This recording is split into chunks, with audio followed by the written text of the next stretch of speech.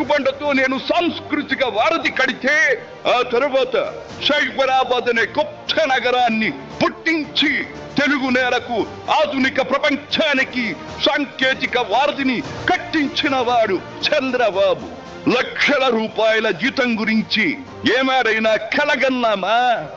దాన్ని సాధ్యం చేసింది నా తెలుగుదేశం ప్రభుత్వమే అని చెప్పడానికి నాకు గర్వకారణంగా ఉంది. డోక్రా సంఘాలతో నా ఆడపడుచులు సాధించిన ఆర్థిక స్వాతంత్ర్యం చూసి నాకు సంతృప్తిగా ఉంది. గోదావరిని కృష్ణమ్మతో కలిపేది ఎప్పుడో పోలవరం తెలుగు వారికి దేవుడిచ్చిన వరంగా రూపొందే శుభదినం ఎప్పుడో అని ఆనాడు నేను పలవరించాను. పట్టిసీమతో ఒకటి నెరవేరింది. పోలవరం పూర్తితో మరొకటి ఇంకా 2 ఏళ్లలో నెరవేరబోతోంది. రెక్కలు ముక్కలు చేసుకున్న డొక్క సగం నిండని పేద ప్రజానీకారికి ఇంత ఆదరవు కల్పించడానికే ఆనాడు కిలో 2 రూపాయల బియ్యం పథకం పెట్టాను.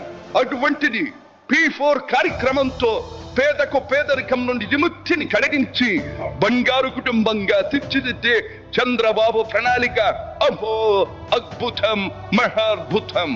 శాతవాహన సామ్రాజ్యానికి ఒకప్పటి రాజధాని నగరంగా బాసిల్లిన అమరావతి పేరిట నేడు నిర్మాణం జరుపుకుంటున్న ఆంధ్రుల రాజధాని నగరం దేవేంద్రుడు సైతం అసూయ పడేలా, మయూరి సైతం అప్పుల పడేలా రూపుదిద్దుకోవాలని మనసారా దీవిస్తున్నాను. క్రమశిక్షణాపూరితమైన అభ్యుదయ సమాజ నిర్మాణ శక్తిగా యువతను మలచడం కోసం ఆనాడు నేను కలను కన్నాను.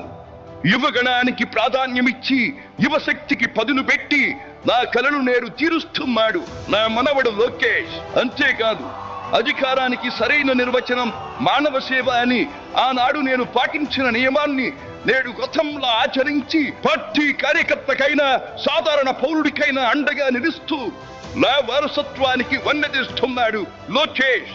గగనసీమ నుండి ఇది చూసి అయ్యారే ఫలా ఫలా మనవడా ఫలా అని మురిసిపోతోంది నా మనస్సు.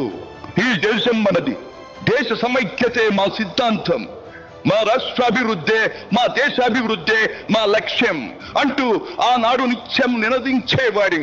ఈనాటి వికసిత భారత్, వికసిత ఆంధ్రప్రదేశ్ గురించి వింటుంటే ఇదే కదా నేను కోరుకున్నది అనిపిస్తోంది. చివరిగా ఒక్క మాట, చెరుగు నేల నలు చెరుగులా పాడి పంటలతో పారిశ్రామిక వికాసంతో పరవశించాలని, తెలుగులాట ప్రతి ఇంట నిత్య వసంతాలు చెందాలని, ప్రజల కోసం అంకిత భావంతో ప్రభుత్వం చేస్తున్న కృషి ఫలితం కావాలని ఆకాంక్షిస్తున్నాను. సెలవు. సర్వే జన సుఖినో భవంతు.